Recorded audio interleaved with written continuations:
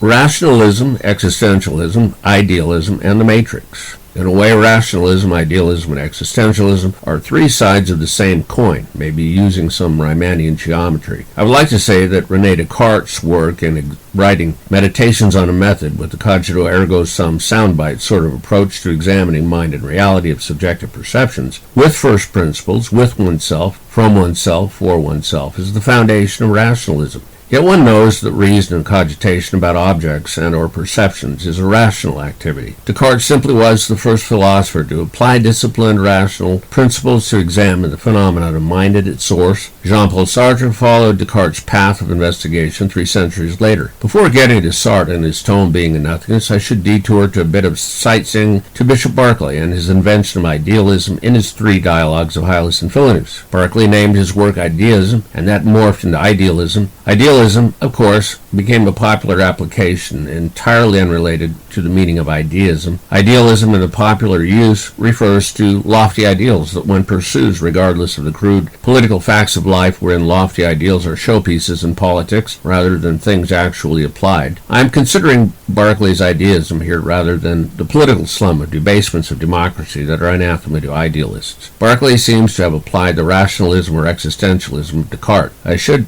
have described that relationship before, that of Berkeley's idealism, for purposes of clarity, yet I would need to have simultaneous dual threads more suitable for a flowchart theologically, because I can't use retrocausality in the human history of ideas. Without fiction, I can't say that Berkeley applied Sartre's existentialism with theological filters. If he had, one might say that Berkeley examined Sartre's existential rational perspective of the empirical world objectively. Considering its causality, Berkeley speculated that the entire experience of reality could be produced by God for the experience of human minds. Berkeley's ideas paradigm is quite comparable to that of the Matrix, except instead of a benevolent God creating an exciting and challenging experience for humanity to exist in, one in which their character in part serves to write some of the script of reality, evil artificial intelligence using machines and technology have made a fake world that humans are deceived in. Berkeley's ideas parameters converted to the usual worst-case human trajectory of evil and adversity, following and consistent with original sin. Sartre's modern rationalist paradigm, described in Being and Nothingness, advanced Descartes' verificationist method of considering reality based entirely in subjective epistemology to the empirical world. Rather than relitigating Descartes' verificationist approach to determining if one's apparatus of thought and perception are valid or true, Sartre seems to have implicitly stipulated those parameters and taken the practical approach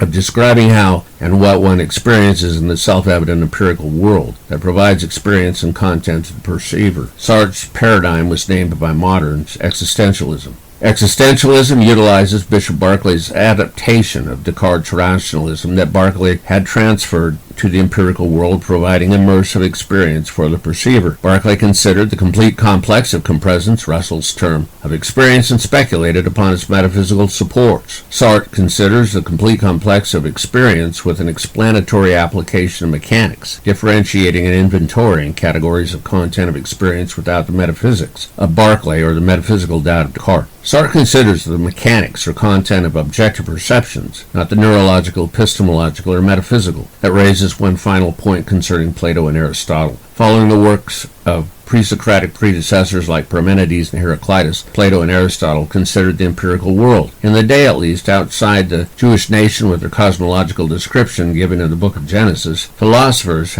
were required to invent their own cosmologies. Some simpler cosmologies were innovated with inferences from pagans such as greater superhuman beings like Thor need to exist to manufacture all of the phenomena of the universe of experience. Philosophers and even pagan religiosity extrapolated causes from the observed phenomena of the empirical world. Reasonable observations would see the recurrent patterns and forms of nature. Plato, experiencing recurrent forms and patterns in nature, inferred the existence of a metaphysical library of forms, or patent office of forms, from which everything materially existing was a copy, although imperfect copies, because the library or patent office forms lasted eternally, while copies in the world broke down, aged, died, etc. Aristotle began the work of classifying the kinds of forms forms that exist, making observations of nature, inventing scientific classification of biological species. He also invented formal logic and syllogisms. Followers believed that syllogistic reasoning about material objects and forms was entirely integrated and accurate. Modern investigations demonstrated that words, including logic, are labels applied to the existential experience. Yet, of course, science has also considered empirical investigations into the mechanics of the field of objects and fields experienced, i.e. quantum mechanics. That was the interesting point to finally consider. Plato's metaphysical inferences about the support for observed forms is comparable to string theory's metaphysical inferences with mathematics and extra dimensions to explain observed forms and problems in the quantum world, such as gluons, quarks, hadrons, gravity, etc. Although string theorists haven't yet reached Aristotle's level of classifying observed forms as votaries of the Copenhagen interpretation classical quantum mechanics have accomplished with the zoo of atomic and subatomic particles, the work so far is intriguing and stimulated a range of new metaphysical speculation concerning the nature of the universe, encountered and experience presented for the mind, body, and soul. Perhaps this soul is the unique data comprising the mind of a human being's life.